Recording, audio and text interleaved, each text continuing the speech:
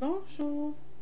Alors, je veux partager quelque chose d'important concernant le film Joker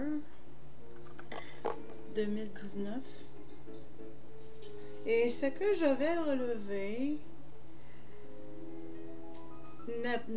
n'a pas été vu par plusieurs. Et cela inclut même des thérapeutes, voire même des psychiatres. Moi, je vais aller plus loin que ce qui a été partagé et qui n'a pas été découvert pour la plupart des gens. Donc, concernant le fait que Arthur a été adopté, c'est-à-dire que j'ai vu une photo que comment il s'appelait? Thomas Wayne. Il avait écrit derrière la photo I love your smile. Il se pourrait que ce soit elle-même qui l'ait écrit, mais je vais revenir là-dessus. Ça pourrait être elle qui a écrit I love your smile TW, ok? Mais je vais revenir là-dessus. Bon. On va au certificat d'adoption. Mais avant ça, je vais aller à la réaction de Thomas Wayne, qui était dramatique à mon sens. Parce que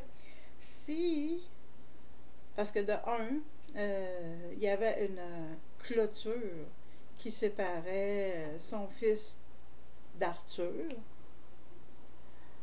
Première des choses, une clôture très efficace pour garder les personnes, les intrus à l'extérieur. Donc, son fils n'était pas en danger comme tel. Et de plus, bien que ce soit très désagréable de se faire monter un sourire comme il l'a fait à Bruce Wayne, le futur Batman, très désagréable, j'ai bien dit. Parce que oui, effectivement, tu t'étires la peau pour la monter jusqu'au nez. Fait que c'est certain que c'est pas du tout agréable. Mais à savoir si tu peux être traumatisé par ça, non.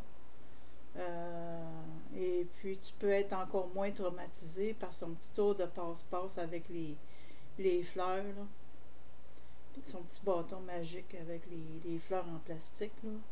Fait c'était pas agréable, mais c'était pas la fin du monde, là, je veux dire. C'est certain que Arthur, croyant que Bruce était son demi-frère, il devait être certainement jaloux de lui. Donc, c'est certain qu'il y avait une certaine jalousie, je ne nie pas, ok? C'est ce qui fait que ça explique la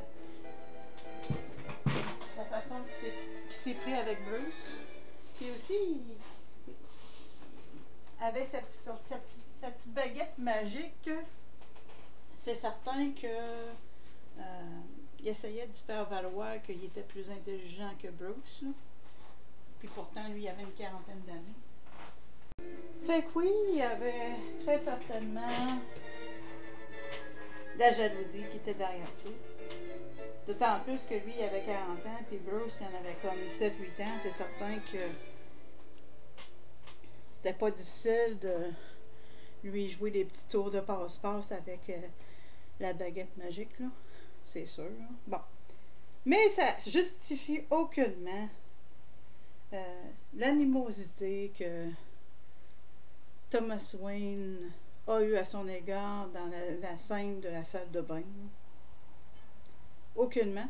Puis en plus, comment ça se fait que Thomas Wayne était au courant que Arthur avait été adopté? Je veux dire, oui, elle travaillait pour lui, sa mère. Penny, elle travaillait pour Thomas Wayne. Du moins, c'est l'histoire qu'on nous dit.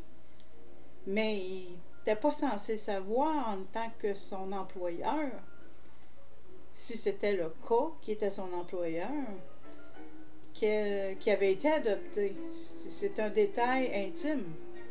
Donc, c'est là que ça me fait croire qu'il y a eu une aventure, qu'il y a eu une histoire avec Penny.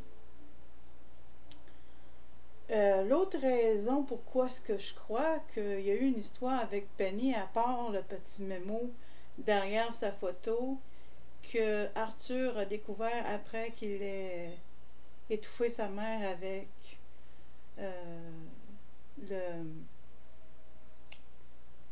l'oreiller, c'est qu'en fin de compte, parce que je disais précédemment que ça aurait pu être elle-même qui, tu sais, on l'a dit qu'elle a des délires. On disait sur elle qu'elle avait des délires, donc l'hypothèse pouvait être qu'elle a écrit I Love You Smile TW derrière sa propre photo. Mais vois-tu aussi la réaction qu'il y a dans la scène de salle de bain avec Arthur, de dire ta mère est une folle, tu sais, directement, c'est pas, tu sais, c'est vraiment pas, non seulement pas gentil, c'est plus que ça, c'est violent. Violent envers qui? Envers qui? Envers Arthur et envers sa mère. C'est comme s'il voulait nier qu'il y a eu un rapport intime avec sa mère. C'est-à-dire qu'ils ont sorti ensemble. Ils ont définitivement sorti ensemble. Maintenant, compte tenu qu'il connaissait supposément qu'il était son employeur, puis qu'il connaissait qu'Arthur avait été adopté, qui est un détail très intime, donc il a dû être intime avec Penny. Et compte tenu qu'il est très agressif aussi, non seulement envers Arthur, mais aussi envers Penny, c'est à se demander si c'est pas lui qui a fait en sorte qu'il y ait un certificat d'adoption et qui a fait en sorte qu'elle soit internée. Puis, tu sais, comme je te disais précédemment, là, il y a des façons plus gentilles de dire ta mère a été internée. Hein? Mais d'autant plus que ça ne veut pas dire que parce qu'une personne a été internée, qu'elle perd tout crédit. En tout cas, malheureusement, dans la société, c'est ce que ça produit plus souvent qu'autrement. Mais il y a des psychiatres eux-mêmes qui ont dit que la folie n'existe pas. Le nom qui me vient à l'esprit, c'est Thomas Raz. Mais il y en a d'autres. OK, mais là, on va revenir à l'histoire d'Arthur, mais je fais quand même cette parenthèse-là qui est très importante parce que c'est une création. La folie, c'est une création. Je dis pas qu'Arthur n'avait pas des problèmes.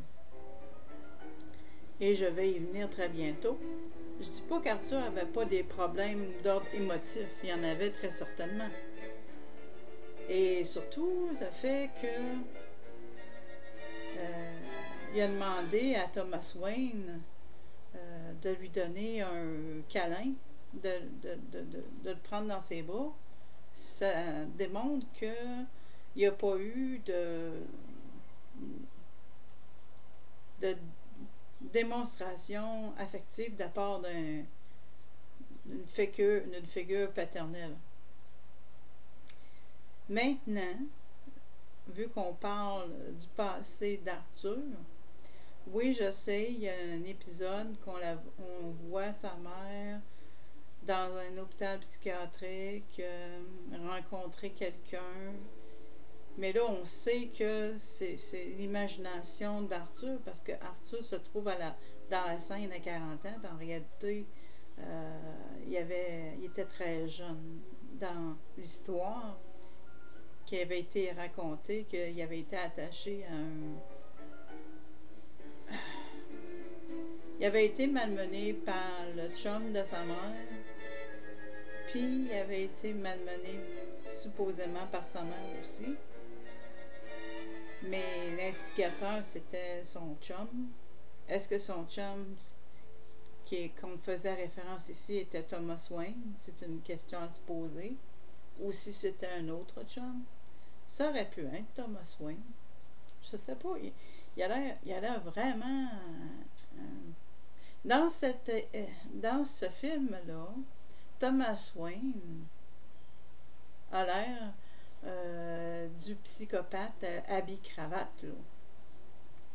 Du psychopathe qui fait partie de l'élite et qui veut devenir politicien. C'est ça qu'il a de l'air. C'est très facile à voir la façon qu'il a réagi envers Arthur avec zéro compassion. Et il aurait pu quand même être compatissant, hein, tout en lui disant, ben là, j'aime pas tellement te voir traîner près de chez moi, tu sais. J'aime pas tellement que tu entres en interaction avec mon fils alors que toi, que tu as une quarantaine d'années, c'est bizarre, hein?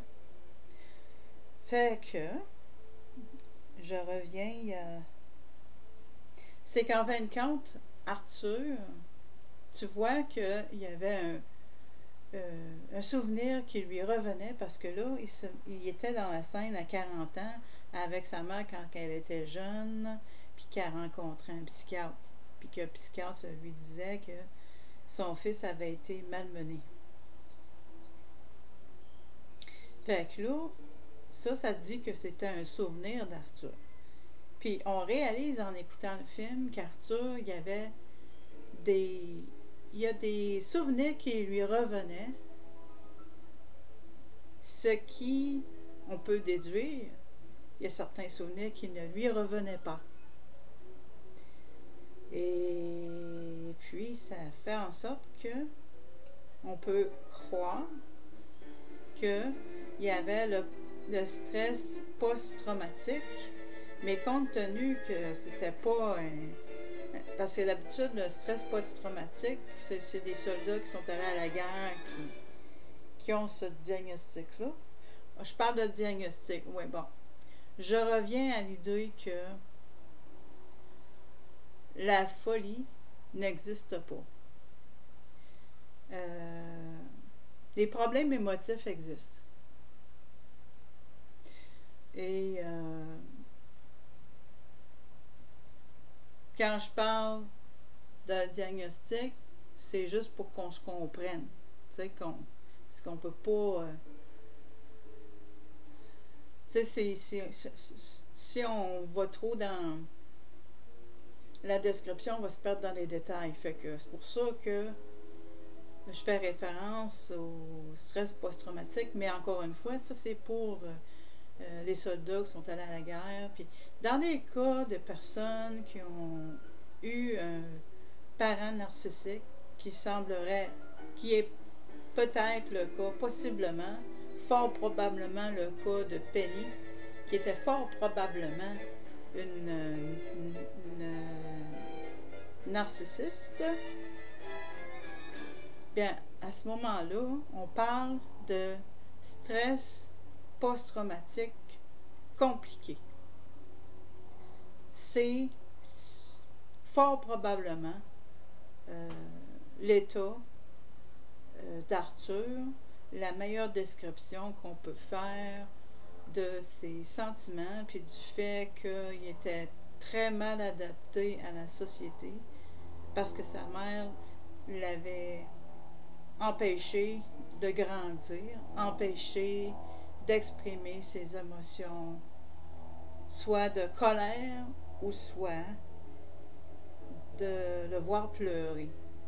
Ça a été camouflé en lui disant, bien, tu es une personne souriante, tu es t'es une personne qui apporte de la joie et qui a toujours un sourire au visage. Fait que ça il a été monté comme ça. Et puis, qu'est-ce que je voulais dire aussi? Une autre preuve que il y avait le stress post-traumatique compliqué, c'est qu'en fin de compte, un petit peu. Parce que tu te rappelles de son diagnostic là, dans le film, je ne l'ai pas en français, tu sais, qu'il riait tout le temps, peu importe où, peu importe quand, ok. Puis tu vois que c'est un mécanisme de défense parce qu'il en souffrait aussi, là. Tu le vois que son visage est tordu pendant qu'il rit, là. Puis même que des fois, il y a des larmes qui coulent là, pendant qu'il rit. Fait que j'ai pas le nom du diagnostic en particulier, mais c'était un rire nerveux qu'il y avait. C'était un rire pour... c'est comme quand il avait ri dans la salle de bain avec... My mother. She's crazy.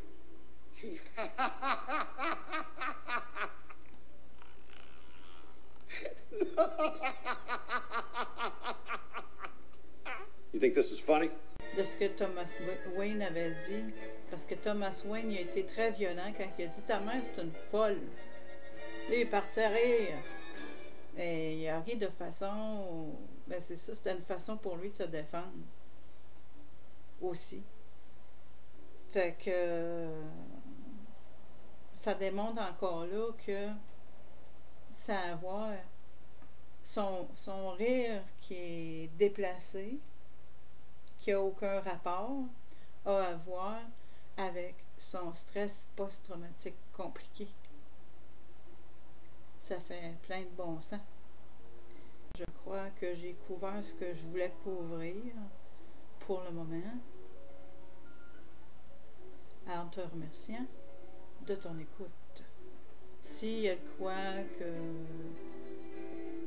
j'aimerais élaborer, je reviendrai en faisant une autre vidéo. Merci.